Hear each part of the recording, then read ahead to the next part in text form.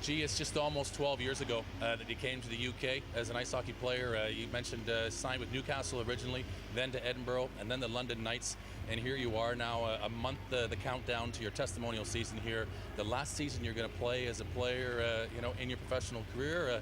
I'm assuming that's your plan. Your thoughts on the 12 years you've had so far? They've been an absolute blur, to be honest with you. It's happened so quickly. It was kind of rough first little bit getting over here, but once I got settled into the country, and especially coming to Cardiff, I think really solidified me, spending a lot of my time and choosing to be here. It's exciting for me to play my last year playing here. I'm excited for that. Obviously, testimonial is a huge honor. I can't thank the Cardiff Devils enough for that. But it's just been such a great place to play, and that's what everybody says who does come here. So to end it in Cardiff, I think is the perfect way to go out. You made the choice after winning in Sheffield. You had a lot of success up there as a player, coming down to Cardiff in the 2005 season, I think it was. And then in 2006 at the end, when you make the move coming down to the Big Blue Tent as we know it now, you get yourself into your coaching career. And give us your thoughts on Gerad Adams as a coach and what he's experienced, how he's developed, and who he was when he first got in and who he is now today. I think, when I first, the coaching thing first came up, I think it was kind of got pushed in the deep end with not too much support, but I do have to thank Mr. Phillips for that opportunity. And I think when I first took over the coaching, I look back at a lot of the coaches that I thought were successful, a lot of coaches that I like, and I think in a lot of instances or circumstances, when anything would come up, I would almost try to be that person and think, what would they do? And I would try to act like them and kind of say what they would say rather than being myself. And I think it took a number of years for me to find my coaching style, my communication levels, and it's just like anything, it just the confidence comes with it. And to get to this point at the age that I'm at, I can't thank all the owners for their confidence. Mr. Reagan's shown a great deal of confidence in me in the last couple of years, and that always helps. To get through the players, to get the commitment from above that I get to sell that onto the players is a big thing for me. It is a challenge, obviously, working with different people, obviously working with a number of different players over the course of your coaching career. You look ahead to 2013-14 now, a big season for yourself, a lot of ambition for you to want to finish as a player as strong as you possibly can. You have an opportunity and a lot of excitement from other teams looking around the UK at what's going on in Cardiff this summer. Talk a little bit about how you've gone about assembling this team with Neil Francis, what your ambitions are for the team, and what you think is possible this season for the Cardiff Devils. I think a trophy is very possible. I think it's realistic. I think we're going to bring one home, to be honest with you. We've always been that little ambitious club that's kind of punched above its weight, and I think we're finally starting to make that turn into the big club. I don't think we're quite there yet. I think it's going to take that new arena, to get us to that next level. But, looking at, this year possibly being the last year, in the Big Blue Tent, we need to use that to our advantage. And it came in through our recruitment process. Sometimes, my dad, when I was fighting quite a bit in junior, my dad always used to say, if you're going to take a beating, take a good one and learn from it. And I think that's a little bit what we did last year. I thought we took it on the chin last year in a lot of areas, and we recognized that possibly maybe even from the coaches that we got a little bit of ahead of ourselves on the recruitment, and we lost, didn't lose focus, but didn't put enough emphasis on a little bit of grit, toughness, and just a little bit of will that we need from the players. And I think we've checked all the boxes this year with the players that we got. I mean, we're going for it. Like I said, the commitment from above is there. It's running through the organization, and for the first time, it really feels, everybody. We want to win. We just don't want to perform. We want to win every game.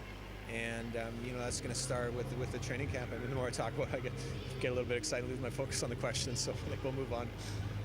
So with 30 days to go, one of the popular questions at the moment has been the team that's been assembled. Initially, the challenge that you can maybe explain further about putting together a hockey team is trying to marry your recruitment with what the business can afford. At that point in time, when you signed your 10th import this season, you made a decision to sign Max Bierbreier. At that point in time, it looked to be you had exhausted maybe your entire budget. What's happened since, what's currently going on, and what is going to be the plan for the club, and what are you going to do with that 11th import position? Well, obviously, we're looking to fill that, and there was a great meeting that happened yesterday morning at a boardroom level from everybody in the organization, and Paul was there, and Paul took control of that meeting, which was nice, and he led the charge, and the emphasis is on commitment, and he's committed. He stretched a few things in the budget, and I think that falls back in line with a lot of the sponsors and fan supporters. Anything, a little bit of pressure is not only on the team to win, but I think a little bit of pressure is back on them to support the team and know that the commitment's there. The preseason games, we need that building full for both of them. Any sponsorship that comes in, we need that as a business to ensure that we can continue to have that commitment. So it's kind of a full circle kind of thing. And, I think the office, through the budgets have made the first move. And that's all it takes sometimes is somebody to make that first move, and then everybody has to follow.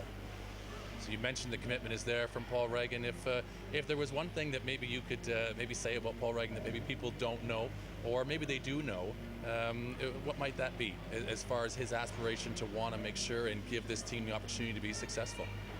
Well, I think he's just feisty, and that's a good way to say it. And you want that, and I think that's what you need sometimes is somebody from above pushing and wanting to make that commitment. I think, like I said earlier, the first move's been made. It's a bold one, and I can't thank the full commitment from all the office staff for making that first move. But we'll go with feisty.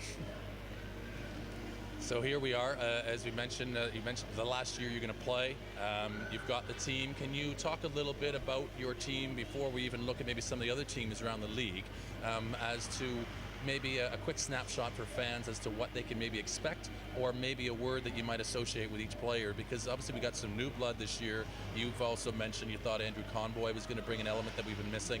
Matt Myers is a player that we've been looking to recruit for a long time, and so it's changed the personality of our team, changed the mix of our team.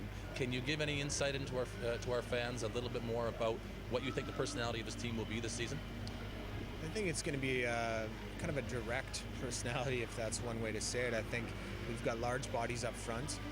We've got some good puck-moving defensemen, and we're going to play a very wide-open, aggressive style at home. I think we're going to pressure a lot. I think when you look at our roster, we got a lot of depth, and that's kind of been a little bit of a hindrance for us the last couple of years. Is guys haven't been able to put a lot of up-ice pressure, is because we're trying to reserve, for different stages of the game, different stages of the season. Where this year it's going to be go, go, go. Right from our penalty kill onto the forecheck for everything is we're going to put a lot of pressure up front. We're going to finish a lot of hits, and if guys aren't doing what's being asked of them, there's going to be somebody in essence below them who's willing to do that job. So it's going to put a little bit of friendly competition amongst the team, not only in training but in the games to execute. So I think we're going to play a direct game with a lot of execution, and that's going to lead to a lot of fun, good, entertaining hockey. When you talk about this team, is there any way you can give an insight as to what you're thinking of line combinations at the moment? Who you might want to have playing with each other? Who you think will enhance or strengthen and be a good, strong partnership up front or even on the back? Well, I think, initially, obviously, we're looking to offset, our defensemen with, an offensive guy and a more defensive guy to sit back. Obviously, like a Mark Richardson, Adam Ross type pairing, I think would be very good. Up front, obviously, I'm just looking to match up our centermen with obviously the right kind of wingers.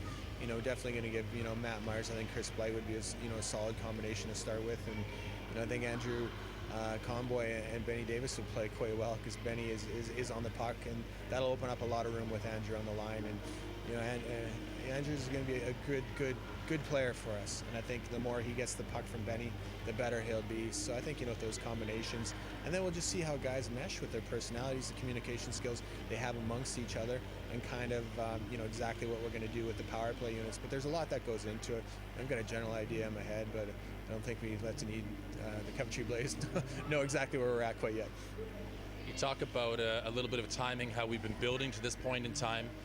It's been a process, and Paul Regan came in as the owner in 2010, and while there's been some rough, there's been smooth patches as well. Obviously 2010-11 season where we almost win the league title here in the Big Blue Tent when people think we can't win it here, and I personally believe we can win here, and I'll ask you that question in a second. But equally, we've had a consecutive world record run here in this building, and we're just sort of within that touching distance. Have you seen a building over the last 3 years towards where this year is now? Is this a time that we've actually been able to bring the off ice, potentially the on ice, and everything we're trying to achieve together at the same time? I think anything is consistency. The more you're consistent at your approach to anything, it generally leads to a lot of success. And I think Paul's approach has been consistent. He's been pushing, the business side of it for that to work, and that will lead to the on ice working. And it's probably ruffled a few feathers at times, but he's got a lot of belief in what he's doing, and that's kind of led into where we're at right now. And it takes a lot to do that, and I think that's where we're at. Is just gaining that consistency. And I keep using the word commitment, but I think that's where we're at right now. So, the off ice and the on ice run full circle, and like I said earlier, that first move's been made, so it's going to be us to follow it.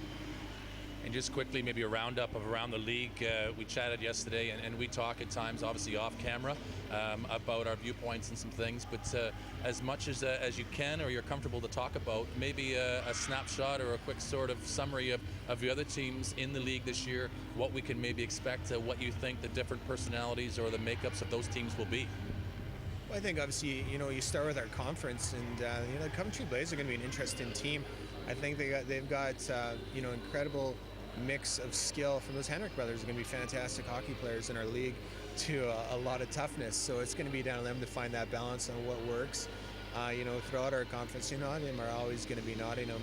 A lot of people would first look at what they have this year and maybe think that they've dipped, but I don't know. They've got a lot of good hockey players there, so you can never really count them out. That Bob Wren's going to be a heck of a hockey player. I don't care how old you are. With a resume like that, he's going to bring a lot of offense. And into the Steelers, they're going to be good. They're a big budget team. There's always pressure on there. They do a lot of talking. I think they've done a lot of noise this year about how they want to be successful. So there's going to be a ton of pressure up there, right from their coach down to their players. I think it's boom or bust up there for them. So it'll be interesting to see. But again, they're going to have extremely good. They got a good coach. They're going to have an extremely skilled team. So I think they'll be one of the favorites, with us up top. The Belfast Giants are a little bit of an unknown right now. I know Paul Adey, a little experience from him coaching, against me while I was playing, and they're going to be well organized. It's just seeing, exactly what they have, at their roster and just kind of settling into his style of play. But again, they're going to be a good team. Up north, obviously the Brayhead Clan are looking, the strongest out of that conference, of course.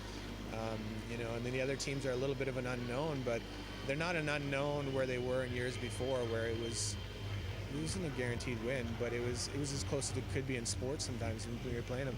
But those teams have drastically improved. I think the coaches that have been up there, that Hartman in Edinburgh does a fantastic job, and they had a really good team last year, so I'd expect a lot out of them. And I know Hutchins and Dundee probably learned a lot last year, and they're definitely going to be improved. And we open up with Fife, and it should be an interesting game, especially up there. They got quite the crowd and quite the rink, so that'll be a good home opener for them with us up there. And then Sylvain Cloutier, they're always looking to improve in Hall, and they're a team that's going to be a main focus for us this year. They took a lot of points of us last year, and we're going to make sure that doesn't happen again. And finally, just reviewing, you're talking about the other coaches. We're looking ahead to your testimonial year. A lot for you to look ahead to. A lot on your plate, really, for Gerad Adams. As a performer this year, because it's your last year playing, and obviously combining that role with coaching as well.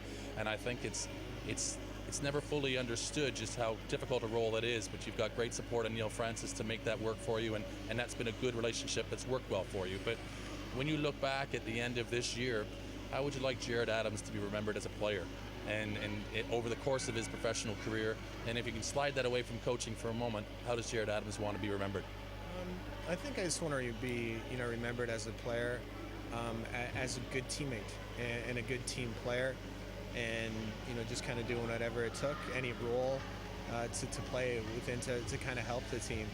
And I think for this year, I think I want to be remembered as, this has been one of my best years, especially as a Cardiff Devil.